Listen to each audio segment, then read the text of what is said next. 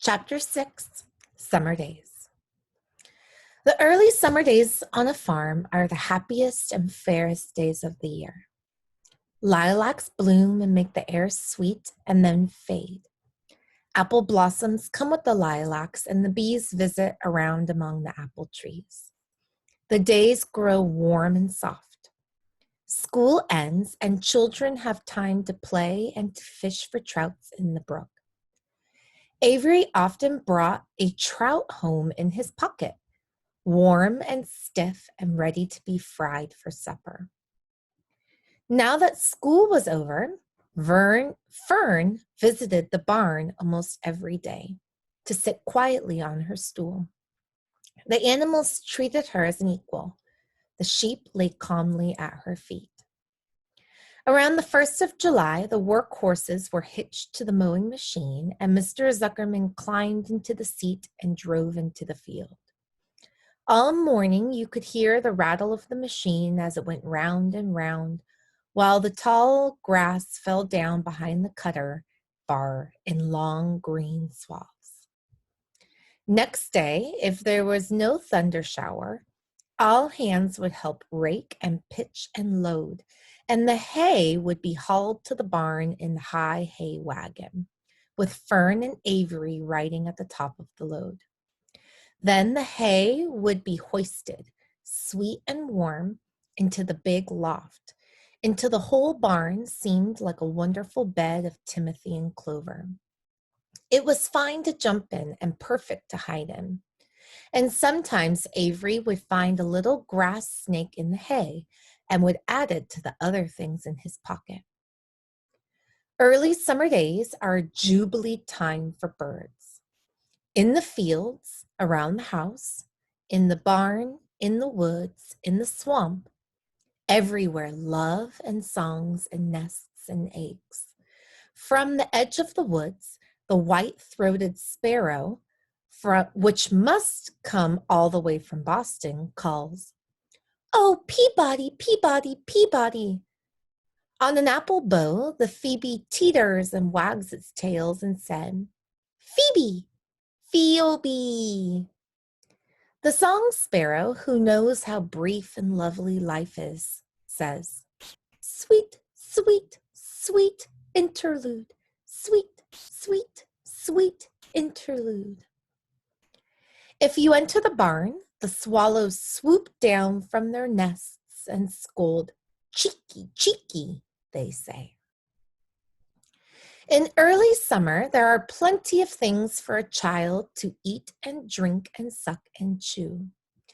Dandelion stems are full of milk. Clover heads are loaded with nectar. The fridge air is full of ice-cold drinks. Everywhere you look is life. Even the little ball of spit on the weed stalk, if you broke it apart, has a green worm inside it. And on the underside of the leaf of the potato vine are the bright orange eggs of the potato bug. It was on a day in early summer that the goose eggs hatched. This was an important event in the barn cellar. Fern was there, sitting on her stool when it happened. Except for the goose herself, Charlotte was the first to know that the goslings had at last arrived. The goose knew a day in advance that they were coming. She could hear their voices calling from inside the egg. She knew that they were in a desperately cramped position inside the shell and were most anxious to break through and get out. So she sat quite still and talked less than usual. When the first gosling poked its gray-green head through the goose's feathers and looked around, Charlotte spied it and made the announcement.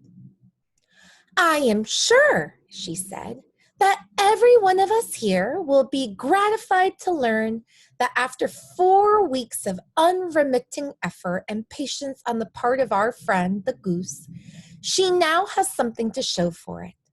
The goslings have arrived. May I offer my sincere congratulations." "Thank you, thank you, thank you," said the goose, nodding and bowing shamelessly. "Thank you," said the gander. Congratulations, shouted Wilbur. How many goslings are there? I can only see one. There are 7, said the goose. Fine, said Charlotte. 7 is a lucky number. Luck has nothing to do with this, said the goose. It was good management and hard work. At this point, Templeton showed his nose from his hiding place under Wilbur's trough. He glanced at Fern, then crept cautiously toward the goose, keeping close to the wall. Everyone watched him, for he was not well liked, not trusted. Look, he began in his sharp voice.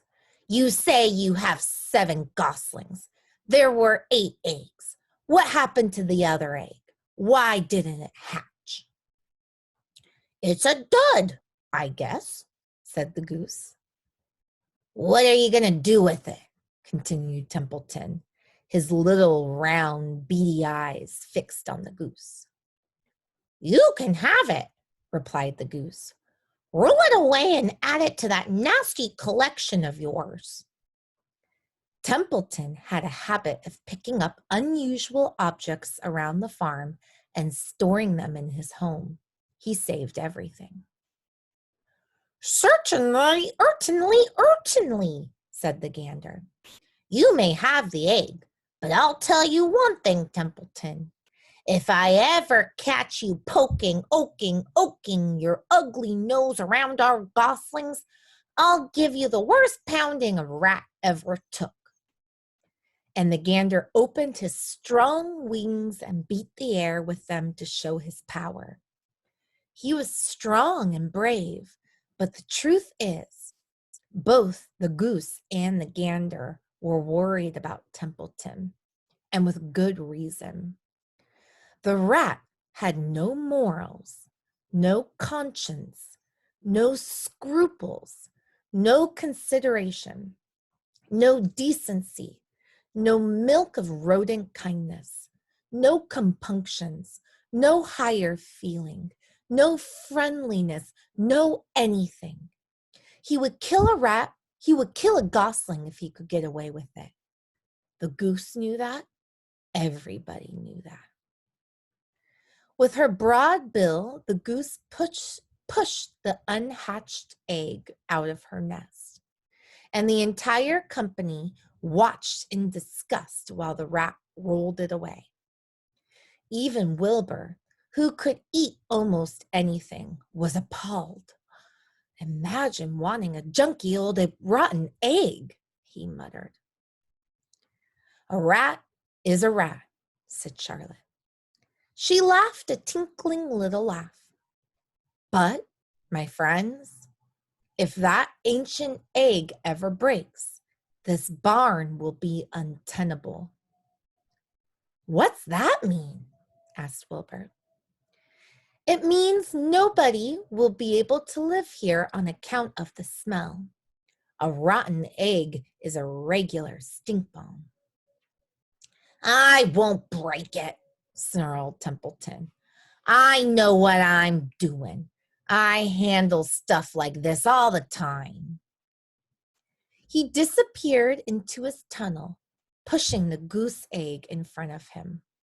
He pushed and nudged till he succeeded in rolling it to his lair under the trough.